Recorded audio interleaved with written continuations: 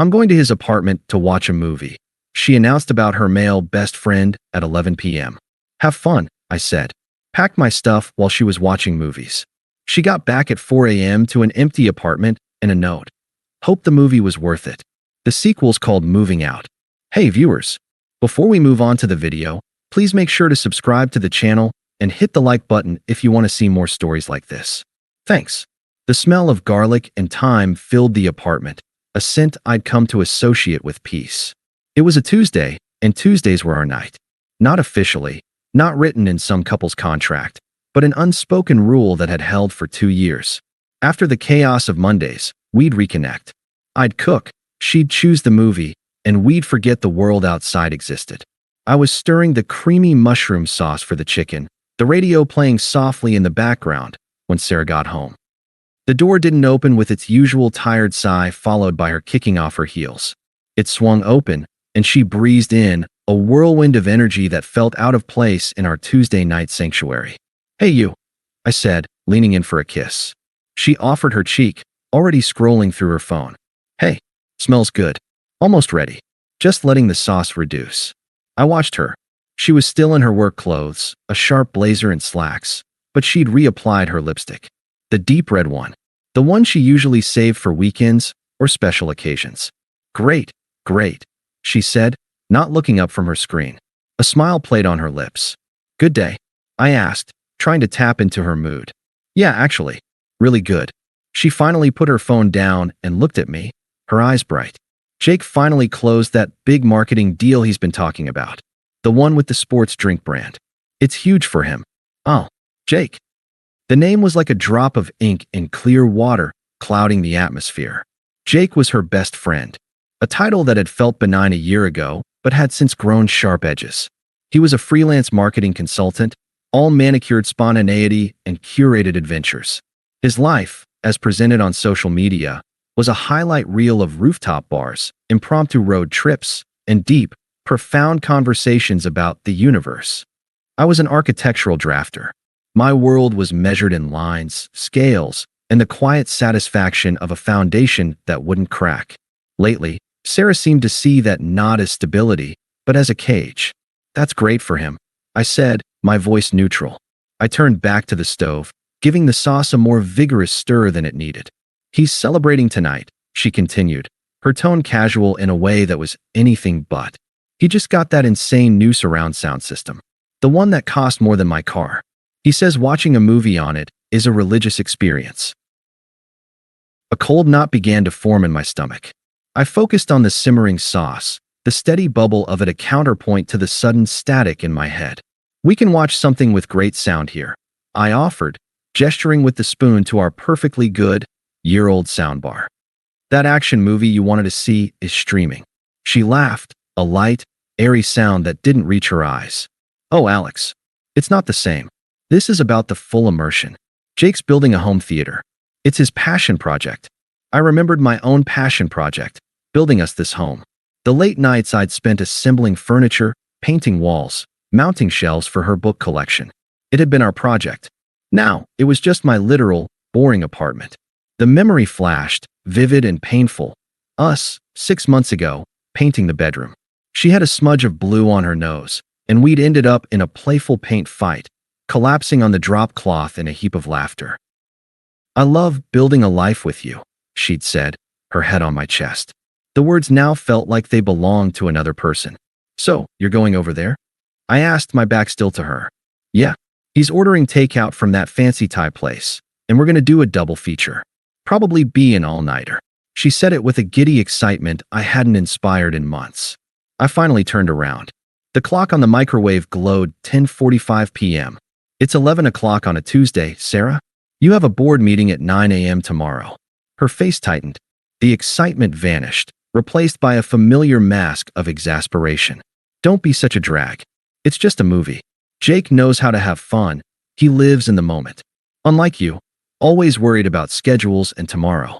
The words landed like a series of small, precise cuts. A drag. Lives in the moment. Unlike you. They weren't new, but the context gave them a fresh, brutal sharpness. She was choosing a movie with him over our night, over her sleep, over me. and she was framing my concern as a character flaw. I looked at her, at the defensive set of her jaw, the impatient tap of her foot. I saw the girlfriend I'd loved, the one I'd planned a future with, receding behind a stranger who valued immersion over intimacy. The cold knot in my stomach melted, replaced by a clear, chilling certainty. This wasn't about a movie. This was the final scene of a play I hadn't realized was ending. The silence in the kitchen was heavy, broken only by the frantic bubbling of the sauce. I reached over and turned off the burner. The sudden quiet was deafening. All the arguments I could have made flashed through my mind. I made you dinner. It's our night. This is disrespectful. He's not just your friend, and you know it. I could have yelled. I could have begged. I could have listed every time Jake had coincidentally needed her when we had plans, every backhanded compliment she'd made about my safe job, every time I'd bitten my tongue to keep the peace. But looking at her now, poised to walk out that door, I saw the truth. Any reaction, anger, hurt, pleading, would just be more drama for her to dissect with Jake later. He was so insecure, you wouldn't believe it. So controlling. I would become the villain in their story no matter what I did. So, I chose not to play. I took a slow, quiet breath, the kind you take before stepping off a high dive. The hurt and anger were there, a roaring fire in my chest, but I smothered them. I let the clarity wash over me, cold and final. I looked her directly in the eyes, my expression unreadable, my voice unnaturally calm. Okay, I said. Have fun. Her smug confidence flickered and died. She'd been braced for a fight, ready to counter my insecurity with her enlightened perspective. My serene acceptance was a void she hadn't anticipated. It threw her completely off script. Wait, what? She stammered, her brow furrowed in confusion. That's it. No argument. No guilt trip. I simply shrugged, a small, non-committal gesture. You're an adult. You can make your own choices. The confusion on her face curdled into annoyance. My calm was a mirror, and she didn't like what she saw reflected back. Her own actions, stripped of the dramatic justification she'd prepared. Fine, she snapped, grabbing her purse from the counter. I will. I'll see you whenever. She turned and walked out. The door didn't slam. It closed with a soft, decisive click that echoed in the silent, sauce-scented apartment. It was the sound of a chapter ending. I stood there for a full minute, just listening to the silence. Then I moved. I walked to the stove, picked up the pot of mushroom sauce, and carried it to the sink. I didn't look at it. I didn't taste it. I turned on the disposal and watched 2 hours of care and anticipation get ground into nothingness. It was oddly cathartic. Then, I went to the hall closet and pulled out my large, wheeled duffel bag, the one we used for weekend trips to the cabin. I unzipped it on the bed, the sound loud in the quiet room. The game was over, and it was time to collect my pieces and leave the board. The silence in the apartment was no longer empty. It was full of purpose. I moved with a methodical calm I didn't know I possessed. There was no rage, no frantic energy, just a steady, unwavering resolve. I started with the essentials. Passport, birth certificate, the folder of important documents I kept in a locked box at the back of the closet. Then, my laptop, my backup hard drives, the small fireproof safe with my grandfather's watch. These were the anchors of my life, and they went into the duffel bag first. Next, I moved to the bedroom. I didn't empty the closet. I didn't want a single thread of hers. I took my 3 best suits, the dress shirts, my jeans, and the sweaters I actually wore. I left the ugly Christmas sweater she'd bought me as a joke and the ties she'd picked out that I never liked. From the bathroom, I took my electric razor, my toothbrush, my cologne. I left the couple's skincare regimen she'd insisted we start, the bottles standing side by side like a monument to a failed experiment. As I packed, my mind wasn't a torrent of painful memories. Instead, it was a cold, clear ledger. I thought of the time I'd taken a second job for 6 months to help pay off her student loans, giving up my Saturday morning basketball games with friends. I thought of the way I'd learned to make her favorite lasagna from scratch, just to see her smile after a bad day. I thought of the countless times I'd muted my own desires, for a quieter vacation, for a less expensive couch, for a night in, to accommodate the vibrant, spontaneous life she claimed to want. Each sacrifice, once a testament of love, now felt like a withdrawal from a bank account I hadn't realized was empty. And her trip to Jake's tonight was the final, irreversible overdraft. I opened my nightstand drawer. There, next to a half-empty pack of gum, was the small, velvet box. I hadn't even picked it out yet. I'd just put a down payment on it at the jeweler's a month ago. I'd been saving for the perfect stone. I looked at the box for a long moment, then picked it up. It wasn't a symbol of love anymore. It was a receipt for my own blindness. I placed it carefully in the duffel bag. I'd return it tomorrow and get my money back. The last thing I packed was from the living room, a framed photo of my parents and me at my college graduation. It was the only personal photo I'd brought into this shared space. Everything else was of us, or of her. I left those. It took me less than an hour to pack my car. 2 duffel bags, a suitcase, and 2 boxes of books and personal effects. The apartment looked almost untouched. I hadn't made a mess. I hadn't taken anything that was hers or ours. I was erasing myself, cleanly and completely. I stood in the kitchen one last time. The note. I found a pen and a pad of paper we used for grocery lists. I didn't need to craft a long, eloquent letter. She wouldn't understand it anyway. The truth was in the empty closet spaces and the silent apartment, not in my words. I wrote simply, my handwriting steady. Hope the movie was worth it. The sequel's called Moving Out. I didn't sign it. She would know who it was from. I propped it against the now-cold pot on the stove, a final, ironic centerpiece to the uneaten dinner. I walked out, pulling the door shut behind me. The lock engaged with a soft, final thud. I didn't look back. As I drove away from the curb, I didn't feel a crushing wave of sadness.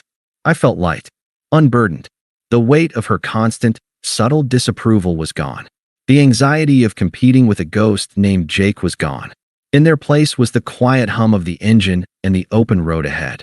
I was free. The first few days were a study in silence. I stayed with my buddy, Dave, crashing on his couch. He didn't ask many questions when I showed up at 2 a.m. with my car full of my life. "You good, man?" he'd asked, his face etched with concern. "I will be," I'd said, and that was that. He was a good friend. He gave me space. I called my landlord first thing in the morning, explained the situation in vague terms, and paid a penalty to break the lease. I transferred my half of the rent and utilities for the final month into our shared account, a clean, financial severance. I wasn't going to leave her in a lurch, but I also wasn't going to be responsible for her anymore.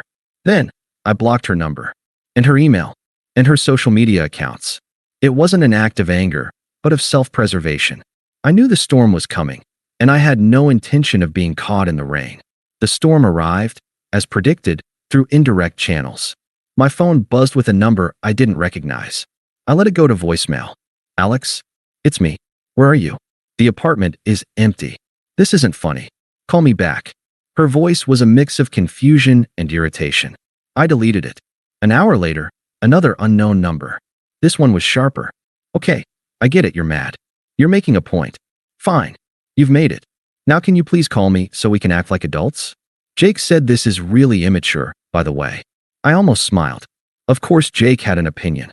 I deleted that one too. The reports started trickling in from Dave, who was still connected to the same social circles. "So, heard from Mike," Dave said cautiously over pizza that night. He said Sarah's been blowing up the group chat. "She's saying you had a nervous breakdown and just disappeared. That you're being really unstable." I took a bite of pizza. "Okay. She's telling people you abandoned her because you were jealous of her friend. She's playing the victim, hard." I shrugged. "Let her." The real karma began a week later. Dave, who had been my silent source of intel, came into the living room with a look of grim satisfaction on his face. "So, the Jake situation, it's unfolding." I looked up from my laptop. "Yeah. Mike saw them at a bar last night. He said it was tense." Apparently, Jake's all-nighter enthusiasm doesn't extend to actually being a boyfriend. Sarah was crying, and Jake was looking at his phone, bored out of his mind. Mike overheard him say, "Look, Sarah, I'm not looking for anything serious. I thought we were just having fun." I felt nothing. No schadenfreude, no vindication. It was just an inevitable outcome, like a script I'd already read. Then, Dave continued, leaning forward, "It gets better. Remember that big sports drink deal she was so excited about?" I nodded. Turns out Jake massively overstated his role in it. He was a junior consultant on a tiny part of the campaign. The client found out he was using their name to pick up women and dropped his firm. The guy's a total fraud. He's probably going to have to move back in with his parents. So the shining castle she'd left me for was made of sand, and the tide was coming in. She was now humiliated, financially strained from the full rent, and utterly alone. The friends who had initially sympathized with her were starting to see the pattern, starting to remember the loyal guy she'd casually discarded. The narrative was shifting.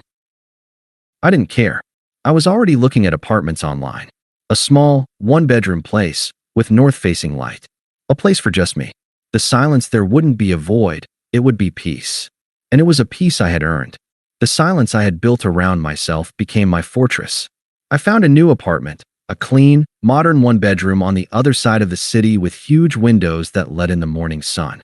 I bought furniture I liked, a comfortable leather chair, a desk for my drafting table. I started running again. The rhythm of my feet on the pavement was a mantra that cleared my head. I was building a life, piece by piece, that was entirely my own. It was quiet, and it was peaceful. The attempts to breach my walls began in earnest. Phase 1, the guilt trip. It started with a text from an unknown number. I had a feeling, so I saved it as do not answer. Do not answer. Alex, it's Sarah. I know you're getting these. We shared a life for 2 years. Don't I at least deserve a conversation? You can't just ghost me like a bad Tinder date. This is cruel. I read it, my face expressionless. Cruel. The word was so telling. Her cruelty was a mistake. Mine was a calculated sin. I deleted the message. Phase 2, the nostalgia bomb. A week later, a voicemail. Her voice was soft, thick with manufactured tears. Voicemail, hey, it's me.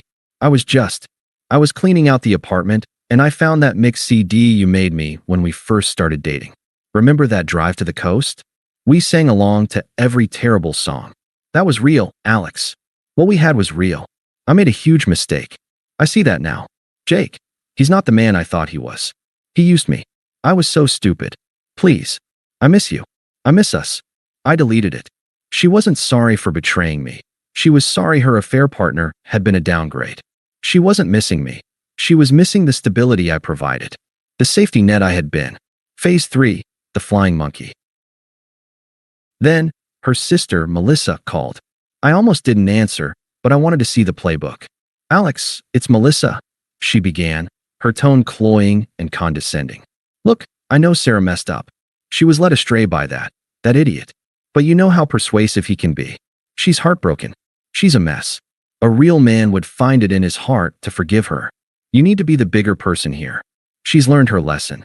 I held the phone, my voice calm and even. Melissa, I am being the bigger person. By staying out of her life and allowing us both to move on. My decision is final. Please do not contact me again. I hung up before she could sputter a response. I blocked her number. The audacity of them all, expecting me to clean up a mess I didn't make. Phase 4, the angry outburst. The text started again, this time from a different number. The mask was fully off. Unknown number. So that's it? You're just a coward? You won't even fight for what we had. You just run away? Unknown number. I see now. You never really loved me. You were just looking for an excuse to leave. You're pathetic. Unknown number. You're a cold, heartless bastard, Alex. I hate you. I hope you're alone forever. I didn't respond. I didn't block this number immediately. I let the messages sit there, a perfect testament to her true character. The victim had become the abuser because I refused to play my assigned role in her drama. This was the real Sarah, the one I'd been too loyal to see. Entitled, hypocritical, and vicious when denied what she wanted. The attempt stopped after that. The silence returned. It was over. Or so I thought. 3 months to the day after I'd left, I was heading home from a late session at the gym. A light drizzle was falling, glazing the city lights in a hazy shimmer. I was thinking about the design project on my desk, a challenging renovation I was excited to tackle. My life had a new center of gravity, and it was steady. As I approached my apartment building, a figure detached itself from the shadows near the entrance. My steps didn't falter, but my guard went up. I knew that silhouette. Sarah stepped under the glow of the street lamp. She looked diminished. The sharp blazer was gone, replaced by a damp, wrinkled hoodie. Her hair was pulled back in a messy ponytail, and her face was pale and free of makeup. She was trying to look vulnerable, but it came off as exhausted and defeated. "Alex," she said, her voice a raw whisper. "Please, we have to talk." I stopped a few feet away, my keys in my hand. I didn't invite her up. I didn't even smile. I just waited. "I get it now," she rushed on, her words tumbling out. "Everything. I was blind. I was an idiot. I threw away the best thing that ever happened to me for a fantasy. Jake was a lie. Everything he promised was a lie. He's gone. My friends, they don't get it. I'm so alone." She wrapped her arms around herself, shivering in the drizzle. She was waiting for me to offer her my jacket, to invite her in out of the rain, to be the protector I'd always been. I remained still.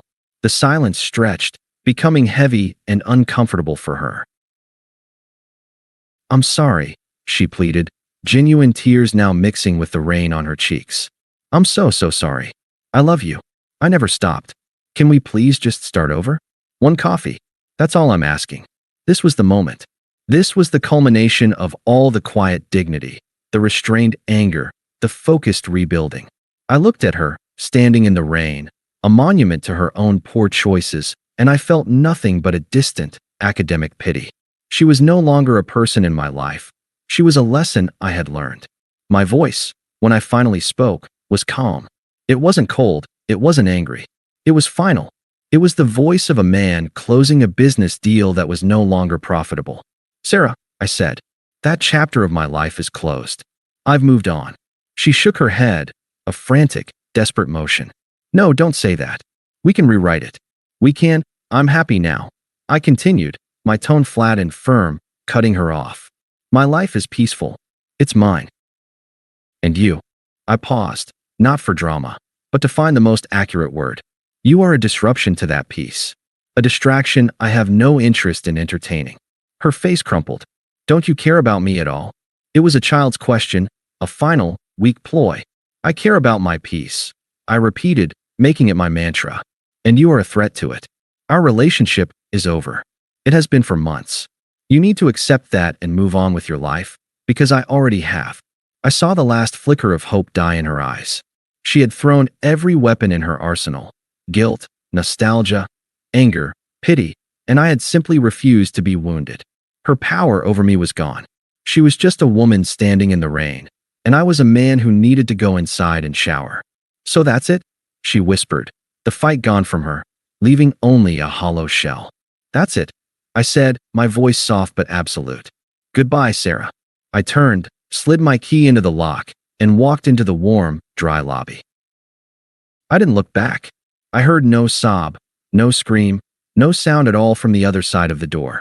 Just the gentle hiss of the rain. I rode the elevator up to my apartment. I took a shower. I made a cup of tea. I sat down in my leather chair and looked out at the glittering city through the rain-streaked window. The silence was profound, and it was mine. She was a ghost, and I was finally, completely free. The sequel to my life wasn't about her downfall. It was about my upgrade, and it was just getting started. Thanks for watching. Make sure to subscribe to the channel and hit the like button. What do you think about this story? Share it in the comments.